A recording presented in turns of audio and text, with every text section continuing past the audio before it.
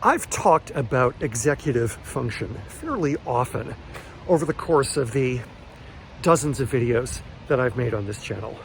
But I realized a while ago that I may not have defined it as I think of it or as the public definitions go, and that perhaps other people have not heard the term and are wondering what it means.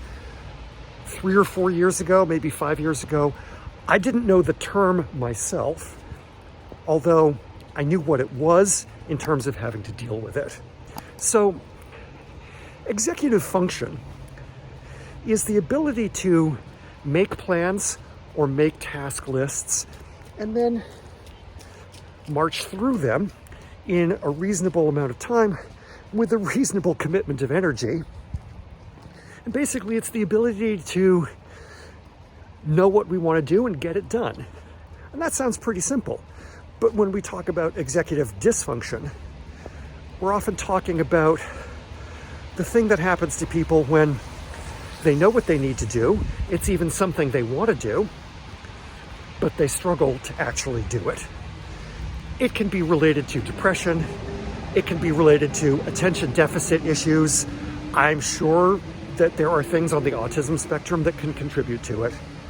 But if you think about it as distinct from laziness, what some people have offered as the distinction is that laziness is something along the lines of, I know I should do something, but I don't want to. Executive function, executive dysfunction is more along the lines of, I know I should do it and I actually want to do it, but when I try to get started, I get distracted or I block myself, or I feel like I don't have the energy and I struggle to push through. And even if I do get it done, it's way more costly to me in some fashion than I really feel like it ought to be. That's a lot of words, and it might sound a little vague. So I'll tell you how I first noticed it in myself. When I was in my early 20s, I was in the military. I was stationed 2,000 miles from home. I was making a decent salary. I lived in my own apartments by myself. And what I noticed in March or April of every year that I was there was that any bill that had to be paid monthly or else, like my rent, I'd gotten done.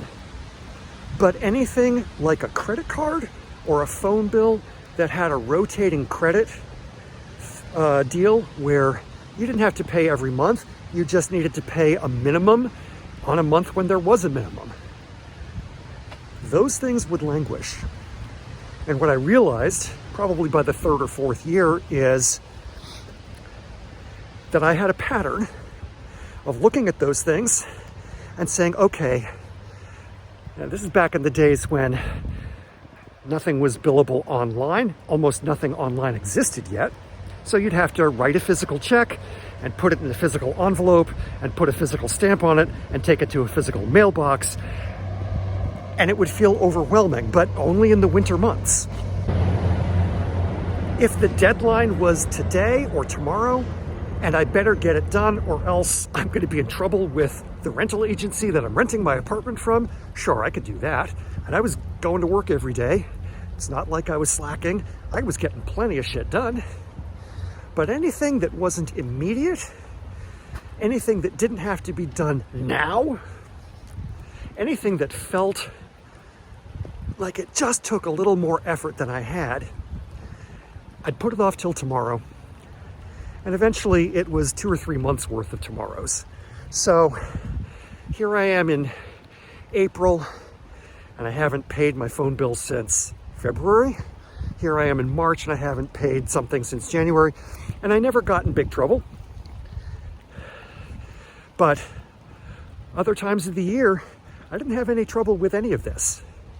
So I put it down to seasonal depression, and that makes sense. I've still got seasonal depression right this fucking minute, sitting here at the end of December 2023 with rain coming down. Yeah, the winter months are never easy for me. But I eventually learned the term executive function as well as a specific symptom that I deal with. And what I eventually learned is, I'm not lazy per se. I'm distractible. And things in the present will derail me sometimes from things that I want to accomplish for the future. At that point, back in my 20s, I started learning how to coax myself through the executive dysfunctions. A lot of it was by finding ways to fake myself into thinking that the task was more easy so that I wouldn't sit there dreading it. And some of it was about rewarding myself when I got it done and saying, saying to myself, this is a hard time of year for you. You got it done anyway. Now you're not going to face extra work or extra fees come the spring when your brain comes back into full power. It took actual emotional energy to teach myself those coping strategies. It took energy to apply them. It took energy to keep practicing them. And here I am, 60 years old, and I still wrestle with it, especially at this time of year. My mother, as far as I can tell, never had this issue. My dad had it in spades. And, if all we wanted to do was call people lazy, you would not have understood my father, because he was simultaneously one of the hardest workers I've ever met and one of the laziest people. It literally used to be a joke in the family that he needed my mom to come wake him up on weekends, and he would tell her, 5 more minutes, I just want 5 more minutes. And that would go on for an hour, where she'd be coming back every 5 or 10 minutes trying to get him to wake up. It's a thing. And of course, it's impacted my ability to stick with things like my own fitness.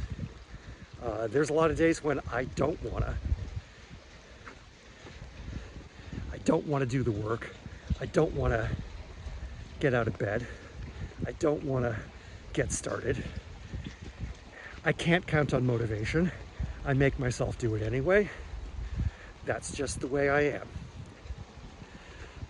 And as I've often said, one of the big ways I've coped is by rewarding myself more than I punish myself. I fully understand that not everybody struggles with this kind of thing, and that some people struggle with it even worse than I do, and that some people learned how to cope years ago and have probably forgotten that it was ever an issue because they've just put systems in place that keep them on track.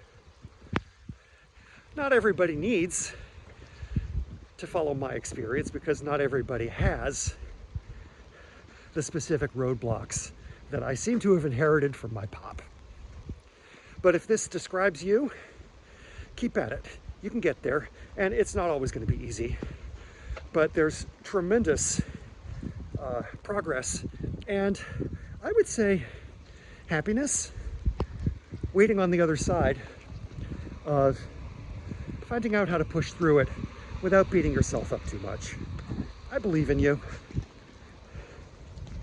Go for it. Just remember, your struggles aren't necessarily, and often not at all, a moral statement about you. Some of us come factory installed with weird shit. Some of us have weird shit happen to us that gives us more weird shit. That's just there. How we deal with it matters a lot more. And there's more than one way of dealing, but learning how to cope, learning how to push through is often good. At least it has been for me, and I wish the same for you. Hey fam, if you've made it this far in the video, first of all, thank you. Second of all, if this video or any of my others have entertained you, made you smile, taught you something, given you some support on your own journey for mental or physical health and fitness, please consider subscribing to the channel. And if that's too much of a commitment right now, please at least give it a thumbs up. You'd be amazed how much that does for the engagement on a YouTube channel like mine. as I film this, I'm closing in on making my 100th clip. And old timers on YouTube will tell you that that's probably the minimum you need to get noticed by the algorithm. So I'm hoping as I get to that point and as I close in on 6 months to a year of making these, that the algorithm will start to prioritize me higher.